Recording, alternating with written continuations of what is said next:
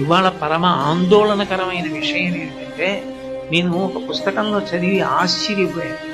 Vietnam యుద్ధం జరిగినప్పుడు యుద్ధ భూమిలో 43,000 మంది సైనికులు మరణించారు. చాలా ఆశ్చర్యకరమైన విషయం ఏమిటంటే, ఇళ్లల్లో ఉండి యువతీ యువకులు మాదక ద్రవ్యాలు వాడి అమెరికాలో 140,000 మంది మరణించారు. యుద్ధ భూమిలో దేశం కోసం పోరాటం చేసి చనిపోయిన వాళ్ళు కేవలం 43,000 మంది.